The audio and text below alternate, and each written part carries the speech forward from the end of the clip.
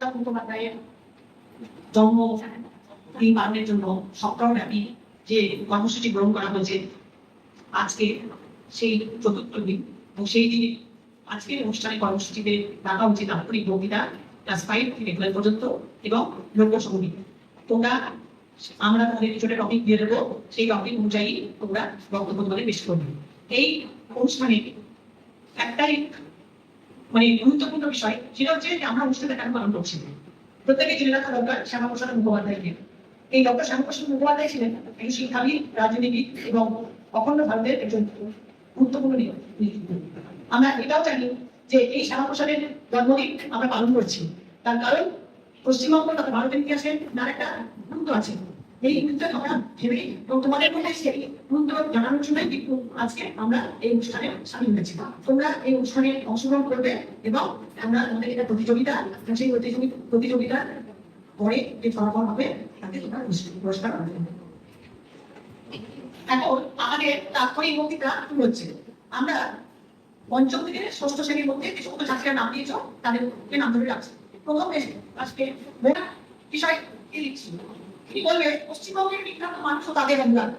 তোমার সময় এখন থেকে শুরু, তোমার জন্য 4 মিনিট বরাদ্দ, 3 মিনিটে তোমার আমরা বলে দেবো হাতে লিখে, আর 1 মিনিটে তুমি শেষ করবে। মনোদিকা বলবে, তুমি বলবে পশ্চিমবঙ্গের বিখ্যাত মানুষ ও তাদের অবদান। আসবে অভিযান রাখি 5A। পশ্চিমবঙ্গের রাজধানী শহর এর স্থাপত্য ভাস্কর্য।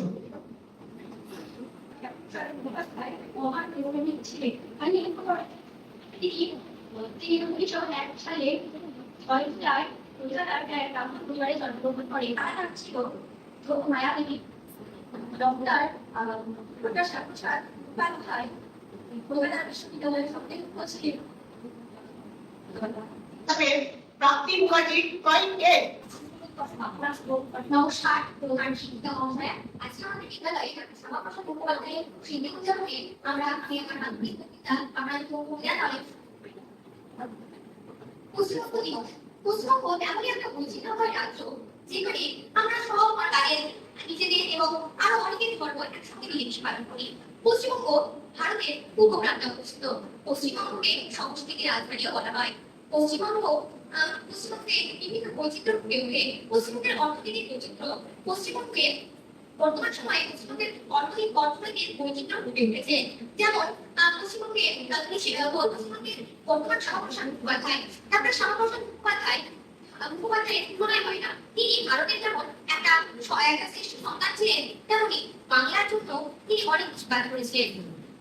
পরিশেষে বলা যায় গৌরবময় পশ্চিমবঙ্গ যেমন এখনো এগিয়ে চলেছে। তোমার বিষয় হচ্ছে পশ্চিমবঙ্গ। আমি সাইবানি এখানে শিক্ষিত পক্ষে আমার অধ্যয়ন থেকে নমস্কার। আমি ওনার অনুমতি নিয়ে আমার বক্তব্য শুরু করি। ডক্টর শ্যামাপ্রসাদ মুখোপাধ্যায়, ওনাকে একটা সুন্দর ক্রিয়েটিভ সুন্দর মানুষ আমরা সবাই তাকে চিনি এবং ওনার সঙ্গে জানা উচিত। প্রথমে বলতে চাই যে উনি ছিলেন একজন রাজনীতিবিদ, একজন স্বরাষ্ট্রমন্ত্রী, তার সাথে একজন মহান প্রেসিডেন্ট।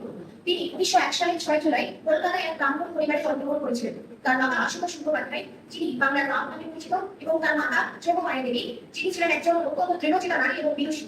তিনি তার মেধার দ্বারা একের পর এক সাফল্য লাভ করেছেন তার শিক্ষা জীবনে। 1917 সালে ভবানীপুর ইনস্টিটিউশনে তিনি ম্যাট্রিক পাস করেছিলেন। 1921 সালে তিনি কলকাতা বিশ্ববিদ্যালয়ে বাংলায় ইংরেজিতে অনার্স ফার্স্ট ক্লাস পেয়েছিলেন। 1923 সালে তিনি বাংলায় এমএ পাস করেছিলেন এবং 1925 সালে তিনি আইন পরীক্ষায় সর্বোচ্চ স্থান অধিকার করেছিলেন। 1929 সালে তিনি মাত্র 33 বছর বয়সে কলকাতার বিশ্ববিদ্যালয়ের সর্বকনিষ্ঠ উপাচার্য হিসেবে গুরুত্বপূর্ণ ভূমিকা পালন করেছিলেন। তিনি তার আগমন এই বিশ্বকবি রবীন্দ্রনাথ ঠাকুর কলকাতা বিশ্ববিদ্যালয়ে 1937 সালে এসেছিলেন এবং বাংলায় প্রথমবার সমাবর্তন ভাষণ দিয়েছিলেন। তিনি রাজনৈতিক দিক থেকে নানা ভূমিকা পালন করেছেন।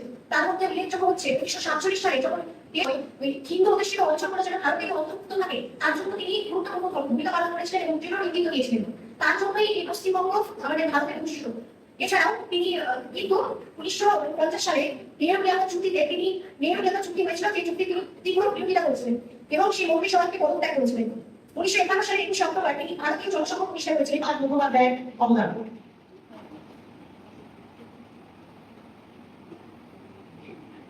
এখানে উপস্থিত সমাজ শিক্ষিকা মশাইদের আমি আমার প্রধান জানি, এনাদের থেকে আমি আমার দাদাকে শুরু করতে পারি। এক দেশ দুই বিধান দুই বিধান দুই ভোটার চলবে না। এই বজ্রকণ্ঠ জায়গা তিনি মানে ডক্টর সাহেব যিনি আমাদের এই পশ্চিমবঙ্গের অখণ্ডতা রক্ষা করার জন্য ইংরেজি অনুসরণ করেছেন, যার জীবনী আমাদের কাছে এক অবিস্মরণযোগ্য প্রেম করেন। 1901 সালে 6ই জুলাই স্যার আশুতোষ মুখোপাধ্যায় এবং মাতা যোগমায়া দেবী ঘরে গিয়ে জন্মগ্রহণ করেন। তিনি 1921 সালে এমএ পাস করেন এবং 1923 সালে বিএল ডিগ্রি লাভ করেন। সর্বকনিষ্ঠ উপাচার্য হিসেবে যোগদান করেন কলকাতা বিশ্ববিদ্যালয়ে। তার এই কলকাতা বিশ্ববিদ্যালয়ে বাংলা ভাষা, ইতিহাস ও সংস্কৃতির প্রচার